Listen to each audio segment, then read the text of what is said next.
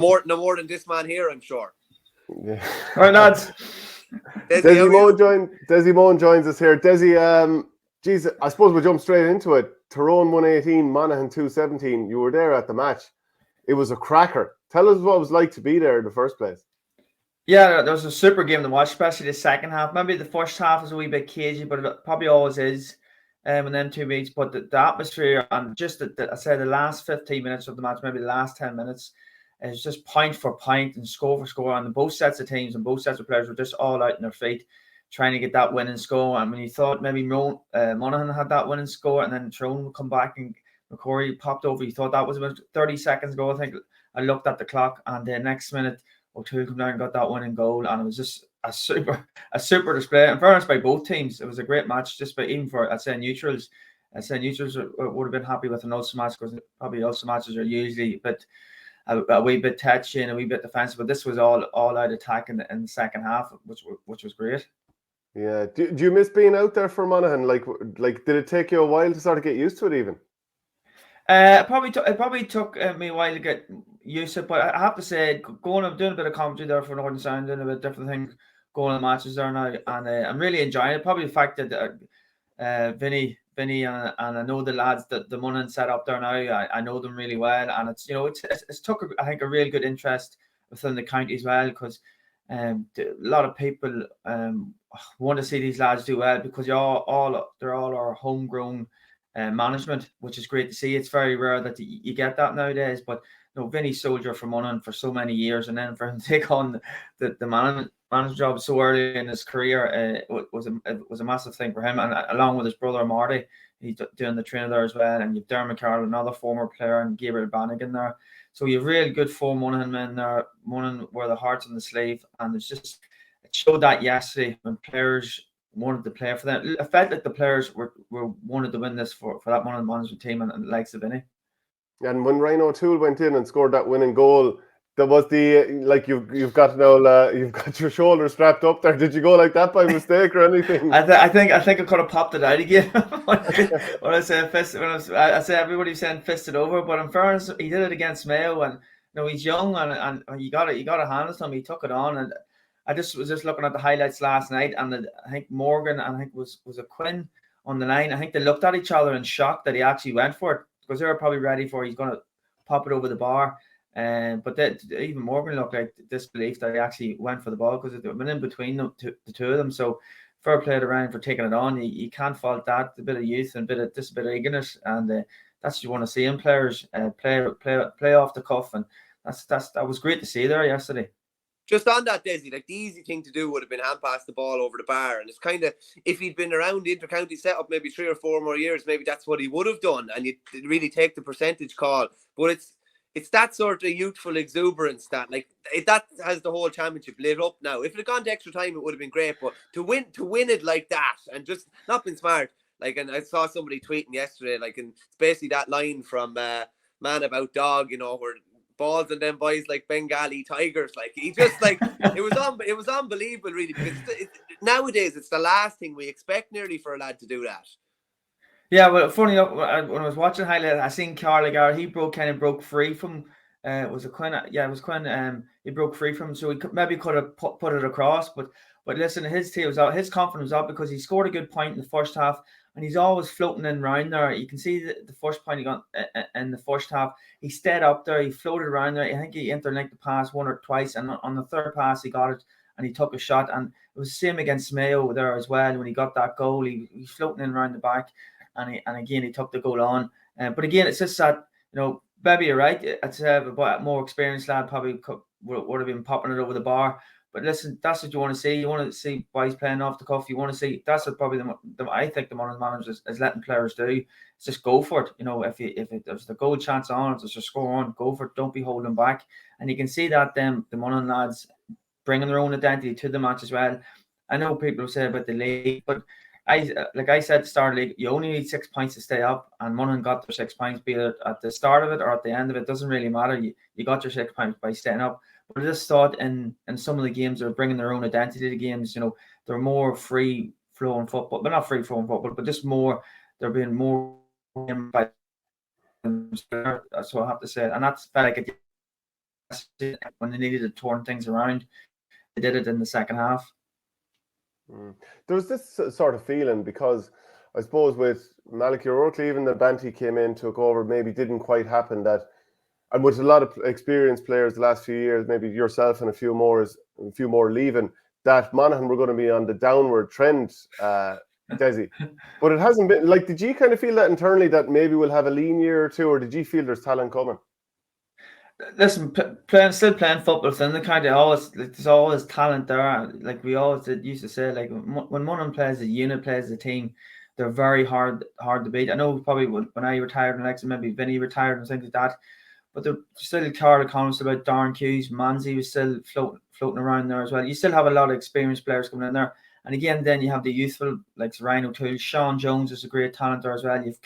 I like the cut of Carl Gallagher. You know, he's a great player. He's a great player for getting on the ball and holding on to the ball. And sometimes you see a lot of young players dropping the ball. You know, you do a lot of hard work to get the ball up into the forward line. But Carl, once he goes with it, he's going with good discipline. He's wrapping it up, and you can see there he set the goal up also for Stephen Hanlon. Yes, it was a super ball in by Rory back in there, and Carl had wrapped it up and palmed it off to Stephen Hanlon for him to get that goal also. So, young lads like that, they're stepping up to the plate, which is great for Monaghan. And sometimes, getting all the players moving on, it brings all the young players in, and it gives them a chance. And that's what they need sometimes, is chances like that.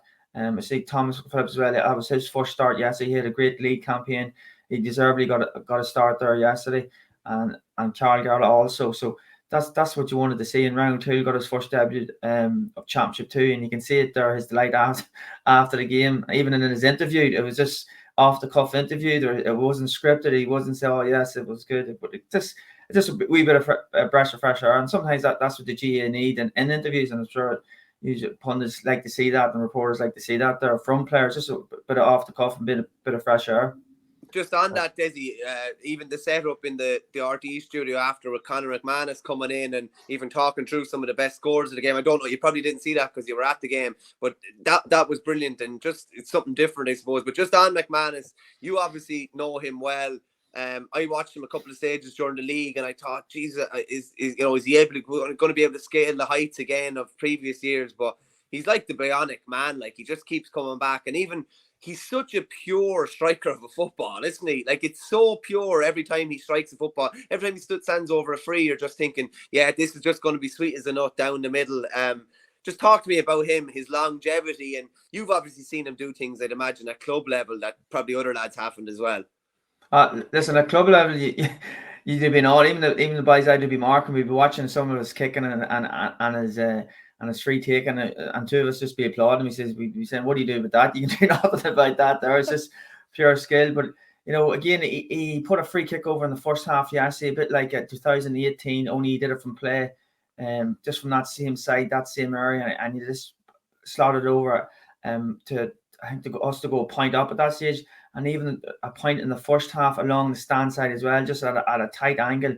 And when we needed just to keep in touch and distance with Tyrone, he pops up and he puts one of them and seeing points over. That's why you go. That's why you go to these matches and to your club matches, to see the likes of Conor McManus put these extravagant points over. It's amazing how he does it. I think the one management did very well over the league campaign by not playing him in a lot of the games. He come on against Donegal, he come on against Roscommon, and his first start was against Mayo, and you can see how fresh he was against Mayo and eager. And people say, well, are they going to try the same tactic in the championship? Maybe not starting, but Conor being Conor, he wants to play. He's that type of player. He doesn't want to be sitting. He knows himself that he can last the full match, and you can see there Carl coming as well. Another player there was putting his body on the line, but again, it's great to see Carl has his mojo back there by looks of it, because his pace and power there, yes, it was great to see. Even in the first half again, we weren't really getting scores, but Carl was still probing. He was getting a couple of free kicks, just again keeping in distance with Tyrone. So that was very important there. Yes, he had the likes of Carl, but Manzi itself, he's a joy to watch, and you can see he's down up in that interview. That's what supporters and people want to see in the GA. It's something like that. It was refreshing. Players come up being honest, that the pundits are asking the questions from them, and it's great to see likes of Paul Flynn and Peter Canavan, two great two of the best forwards in the modern game there as well. You know, they're keen to ask him what ticks your butt and things like that there. And people are mad interested to do that. And it's good to see that. Yes, it was very that's waking up this morning, seeing them reviews, looking at the Sunday game last night. People are mad keen to do them types of things now. Can I just ask actually quickly, Dessie, when you were playing, would you look back at the Sunday game and would you listen to much actually? Because especially after a win in particular, like would you have soaked it in or would you have avoided it? I probably wouldn't have soaked it in. I probably would have looked at looked at the score. That's about it, and then just move on. That's just really it. But I think I love the way they're going down that route now, with just getting the players up and being down on pitch side and getting information. I think it's something the GA should really look into and get involved, because listen, I was over in America for the whole summer, and I was over regularly enough visiting my brother in Chicago, and you go to the American football game, you go to basketball, they really get the fans involved. It's really 4 hours of this. There's a party going on, but there's also really good feedback from players, and players getting interviewed before the match, after the match. You can see the golf there, Rory McIlroy. I know people are saying, but people are interested in that type of stuff. People want to get information, and they're intrigued what makes the players tick and things like that there. And I think Yashi was very good, and hopefully the media and will continue that type, and hopefully players will be a wee bit more. Honestly, you can't be open maybe week before the championship, but the championship after, things like that there, things can mellow out a wee bit, and you can get a wee bit more information, a wee bit more open. And as I said earlier, it's just refreshing to hear young boys and young girls want to hear inter-county players, their thoughts and how to train and go about it, because some days they want to aspire to be them people, and it's nice to hear them talk on how to go about things. And Michael asked you earlier about Conor McManus. You're a Clontiber clubmate.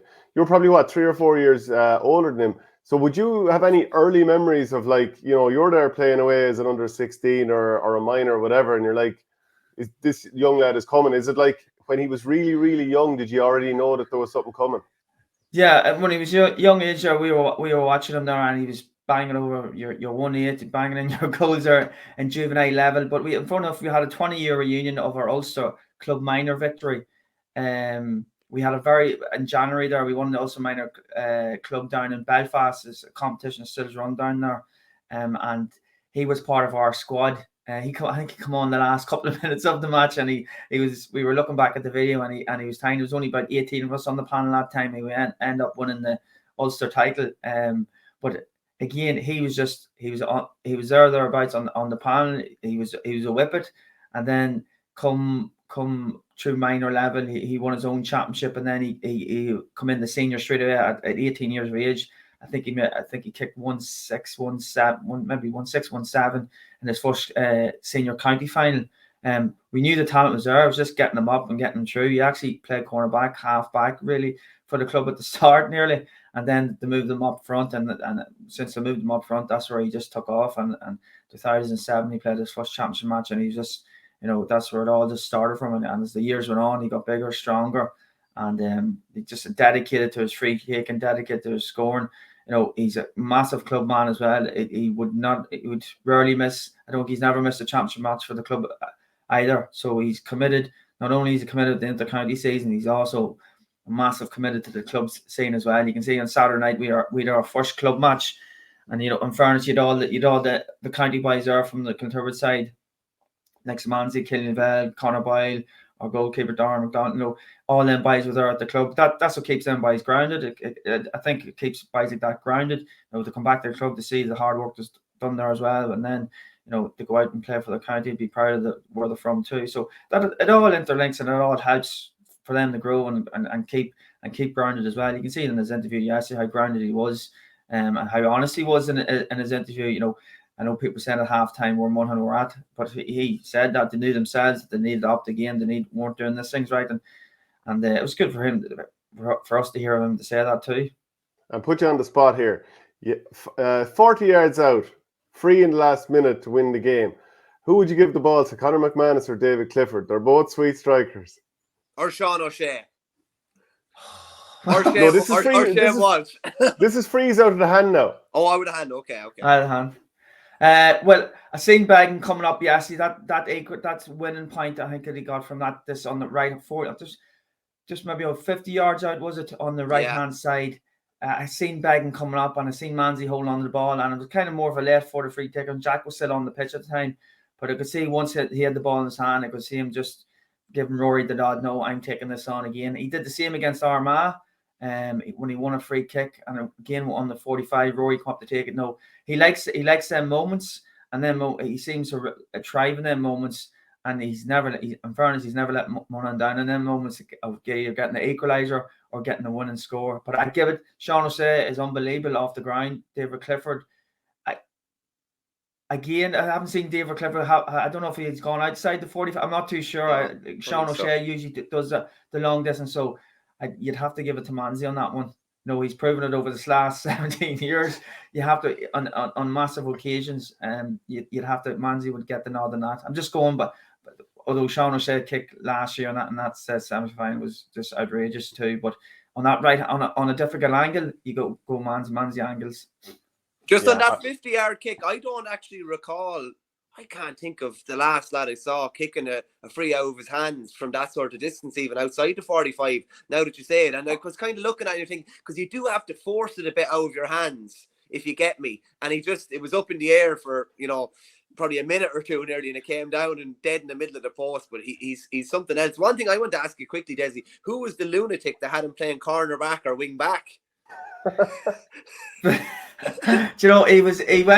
played in an Ulster club semi-final against Crossmaglen in Breffni Park, and he was picking up Oisin McConville, believe it or not, in 2006, I believe it was, in Breffni Park. He was tasking picking up Oisin McConville cornerback. So that's mad. So in fairness, you can say he's played in every position going on the pitch, and now he's found his rightful place. But yeah, he picked up Oisin McConville that day.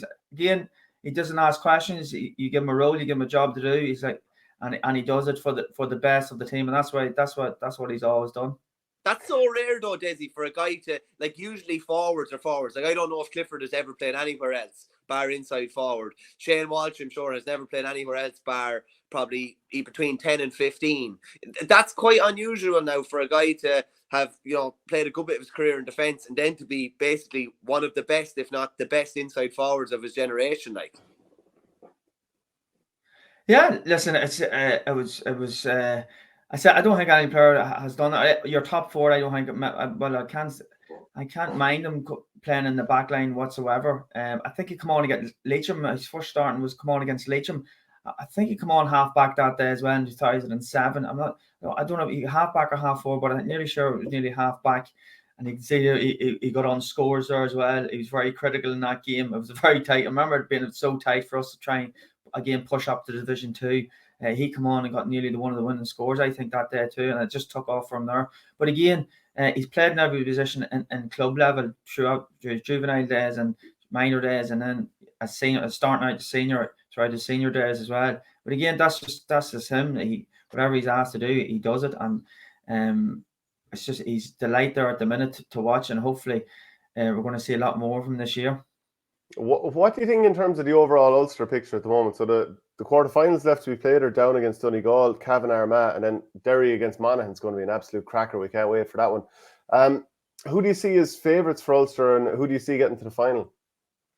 Well, I was just chatting there, Yassi. If Monaghan now go play another Division 1 teams, Derry's after getting up to Division 1 to go play another. They play Division 1 team, Yassi. They play another Division 1 team on the semi-final, and then whoever wins that between Derry and Monaghan, they could end up either playing another division. And Armagh came down, and down looked like they're on a wee bit of a up curve as well.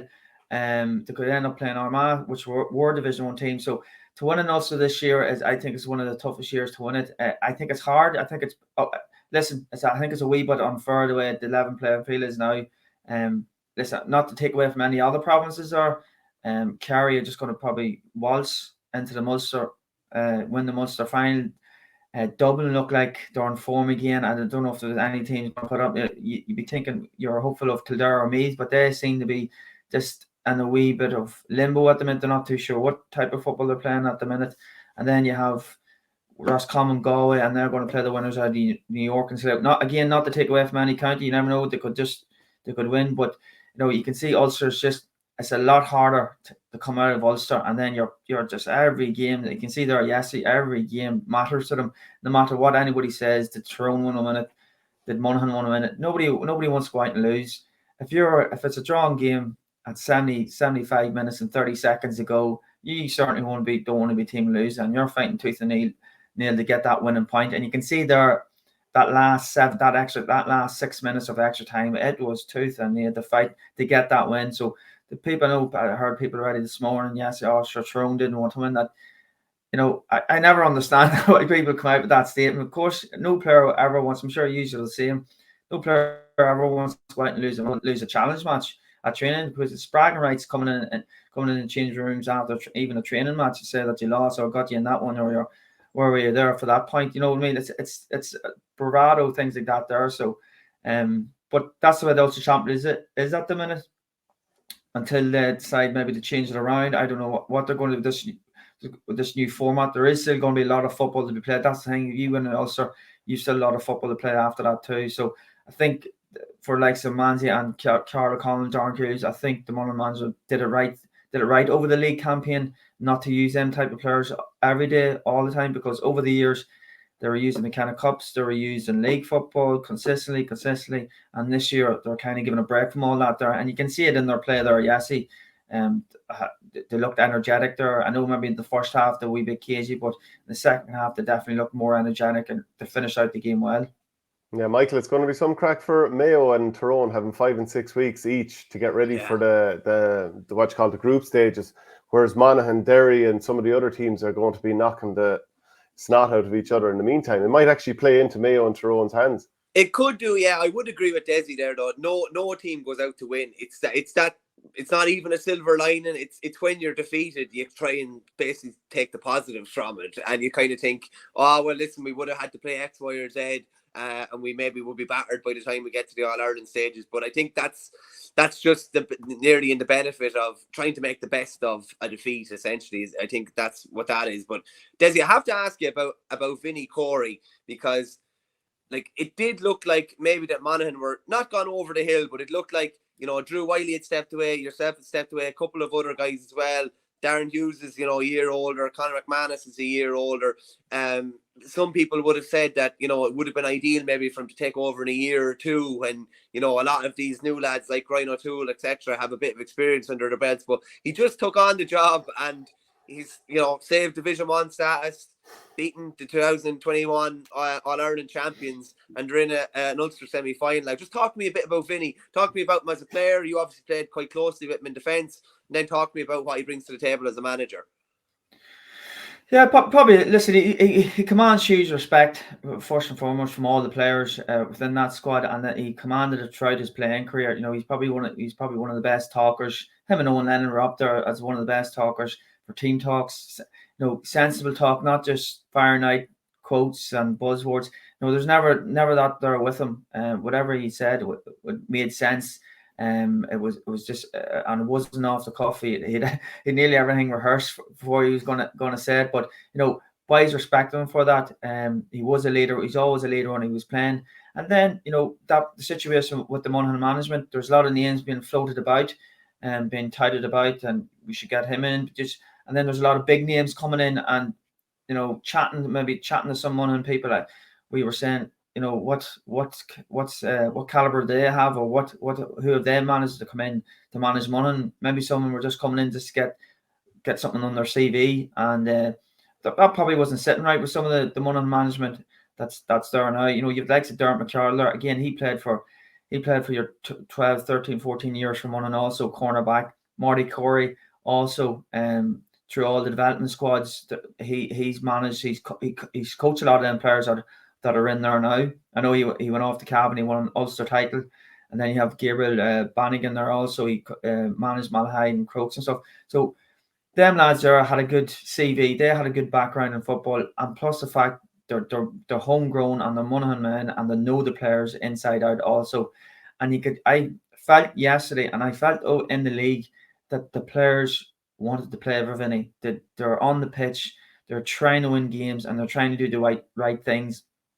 And you can see the wee bit of communications that was going on between the players and Vinny during the match. You could see, they're asking advice, and I think that's so good nowadays, and that's a manager's approachable during the game. But Vinny also give them a footfall just to how to manage the game and how to approach it also. When he talks in the change room, boys listen. There's no question about it. Boys are going to listen to him, and he talks sense. He definitely, and he knows what he's talking about. The thing about it, he's played for 16, 17 years, not only with Monaghan, but also his club. He's won titles, he's won minor titles, he's won senior, he's 7 senior club titles, and so he has these two Ulster titles to his name. So his CV alone would have been good enough to get that job. Maybe he didn't think he would have been going in earlier, but then maybe he's seen why is all these other managers being touted, and what experience do they have? Are they just coming down? Are they just coming down to Monaghan just to listen? I've managed Monaghan for a year, get my experience, and then go into another inter-county job that they didn't really want Monaghan. So that all came into factor, I'd say, with them 4 Monaghan lads, and they go, listen, we're in the right position here to go for it, and they went for it, and it's worked out. It's worked out so far for them, and it's been fantastic. Yeah, Dessie, just about your own career, now that you reflect on it, who was the toughest player you ever marked? And I'd say, plenty of them are retired now, so you can say who was the last. Yeah, I know. Funny enough, I was always asked that question when I was playing, and would never say it. Yeah, I didn't want to give them the edge when I was going out the pitch that I actually thought they were a good player. So who is it now? No, I tell you, listen. Hello, come here. I've marked them all. Owen Mulligan, Brendan the Vinny, the Gooch, Benny Coulter, Paddy Bradley, Kieran players like Kieran McManus, you have Ling, Matty Ford. Look, a lot of them, and they're all, in fairness, I can say they're all very extremely good players. Benny Coulter, I did a skydive with him there actually on Friday. It's funny that I did a skydive and I played a football match on Saturday, and this is where I got the injury.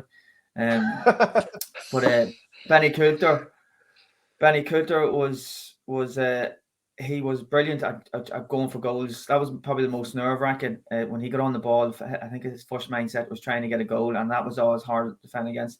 And then you had the likes of Steve McDonald kick off his left and right foot. Sometimes that's impossible to defend against because you don't know what he's going to go off. And then you had Gooch's movement. Probably wasn't Gooch's speed, but it's just his movement and his awareness where to be to get that ball delivered to him. You're always kept on your toes. Then you had Paddy Bradley there, his strength. Owen Mulligan, again, two super corner forwards, and Brendan Vinny as well, like at their pump. It was always nerve-wracking. I would never admit it, but it was always nerve-wracking going in because the way I looked at it, you're number 2. If you slip, you're marking the main man. If you're getting a roasting every weekend, this is not going to do your confidence any good.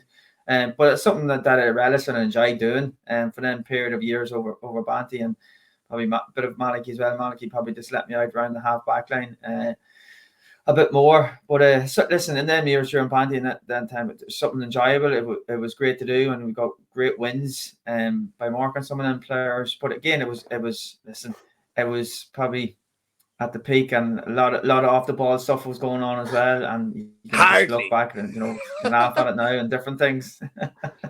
Just when you go through them, so I was good. Listen. God. Yeah, when you go through the players there that you said, like, that's literally a who's who of the greatest footballers that have played in the last 50 years. Paddy Bradley, Owen Mulligan, Stevie McDonald, the Gooch. Like, these are the cream of the crop. Like, you must take a lot of satisfaction in that as well. And I know you didn't want to give them any you didn't want to give them any leg up when they were still playing, but you must look back and take great satisfaction in that as well. And I'd love to hear about a bit of the off the ball stuff too, if you tell us.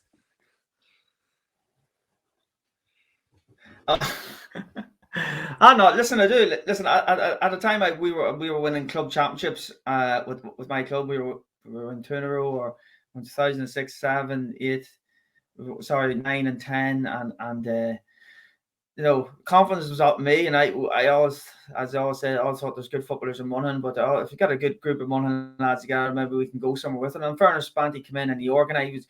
He changed the attitude of a lot of players, and he changed the attitude within the county as well.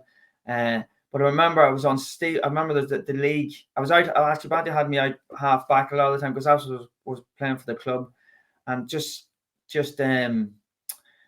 we played, I think, Meath in a league final, and Stephen Bray was giving us a bit of bother, and Banty said in the second half, go in and mark, go in and pick up Bray, and I goes, right. So I thought nothing of it, picked him up, I did all right, and did quite good in him, because again, Stephen Bray, 2-footed, super corner forward, brilliant speed, power, he had everything going. And I can remember, this is it now. I think I'm going to be staying here in this corner. So after the game, and then coming up to the championship time, I could see a car. I worked up in Dublin at the time, and Mahoney's, and I could see a car pulling in. And I could see it was Banty. He never rang me. He never told me. He sent me. He just rang me. He says, "Where are you?" I says, "I'm in work in Dublin here." I says, "Right, might see you." So I could sense that he was coming towards the workplace. I could see his car coming in. And the first thought in my head, he's going to ask me tomorrow. He's going to ask me to be cornerback now. I know he is.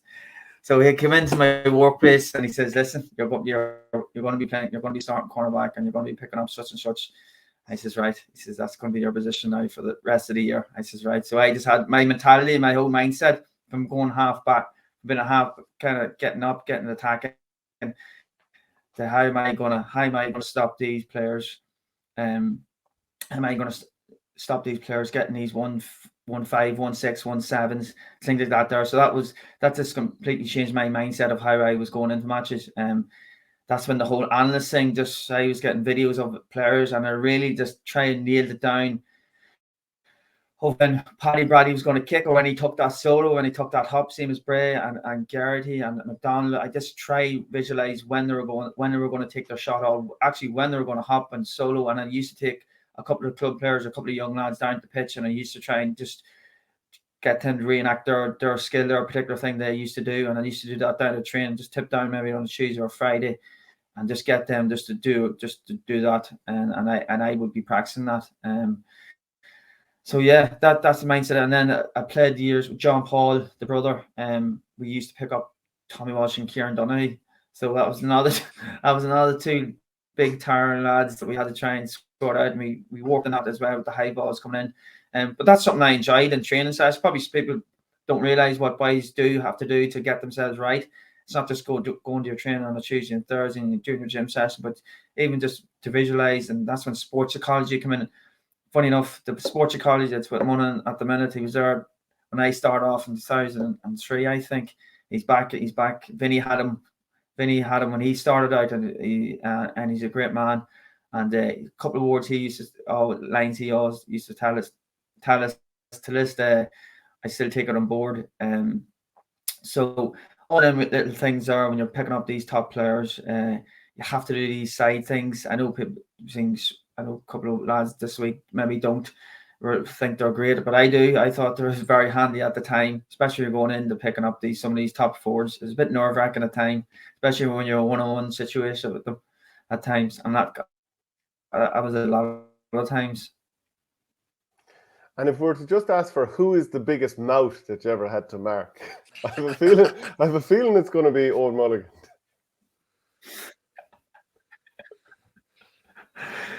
Funny enough, Owen Mulligan wasn't too bad.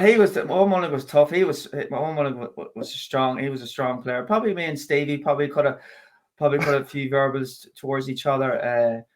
But probably maybe Benny and Paddy and maybe I give it a wee bit more to Gooch than Gooch give back to me. But that's different things. You just try different things. At the end of the day, you're in cornerback. You're marking the top forward. You don't want them to come out with the 1-5, 1-6, and sometimes you try to do what you can within the rules and not going overboard either. But listen, there were good days. Listen, there were good days. There were fun days. When you look back at it, at the time, they were very serious, and it was very serious on the pitch at the time. Okay, so just about Fermanagh and Derry, it was 317 to 28, like fairly comprehensive for Derry again. Do you feel like, we're seeing the high ball in continues to be a little bit of an issue for Derry, but do you think that they can kick on and go that bit further than last year, or was last year kind of the peak of it for them? Yeah, just probably with Glass not being there at the minute. I don't know if he's going to be back for the semi. He's a big player for them. No, they let in 4 goals against Dublin, and then let in another 2 goals at the weekend. That's 6 goals in the last 2 matches. I'm sure Gallo will be looking at that to see where these goal threats are coming from. The high ball seems a wee bit of an issue for them. I know they're trying to get their attack. I know they're spending a lot of time in their attack play. I know they're getting 4 up. They're trying to get 4 in around that full forward line a lot of the times. And sometimes that's very energy zapping. Them players at the end of the day, they have to get back. You still got to, I'm sure once all them players to get back into that defensive format. And if you're trying to do that for, it's not even 70 minutes now, you're going nearly 77 minutes, 75, 76 minutes of the game. It's very hard for you to keep doing that and keep doing that. I suppose that's when the bench comes off, and he probably against Monaghan and Derry, he's going to have the better bench coming off. You can see there, and even in the Tyrone match there, the Tyrone 2 midfielders, they only usually went to 65 minutes, maybe 60 minutes, some of them, and they went to full 77. You could see Monaghan were getting a lot of ball in around the middle there, and you could spend a lot of time trying in your attacking play, but you got to be careful of your defensive play as well. And I suppose Derry are trying to balance that out. Again, I'd say he wasn't happy with the 2 goals going in 2 high balls, and just Mullen just breaking through about 5 players he got through, and he rattled the net. So I'd say that would be a bit of concern for Derry at the minute. Dessie, before we let you go, they're also taking Rogers out. Just before we let you go, Dessie, just a word on your shoulder and this skydive. I'm fascinated by this. Did you do your shoulder while doing the skydive? And I know the skydive was for Ulster GA. You were trying to raise funds. Yeah, no, it was for, I did the skydive on Fridays. It was for Ulster GA, or our ambulance and cancer research. And I think that they raised a lot of money from doing it. There's 9 of us did it, but actually, I landed safely on the skydive, but I played a club match against Marklean on the Saturday evening, and I just went up for a ball, and I just collided with two other players, and the shoulder popped out. That happened on the Saturday evening. So it's amazing you can do a skydive, land safely, but then you jump 3 inches off the ground and get in a club match, and you do your shoulder in. Well, look, Dessie, look, brilliant having you on. Really, really appreciate it, and hopefully we'll be chatting again in the future, and hopefully the shoulder comes right. Yeah, sound lads. All right. Cheers, Dessie. Good man.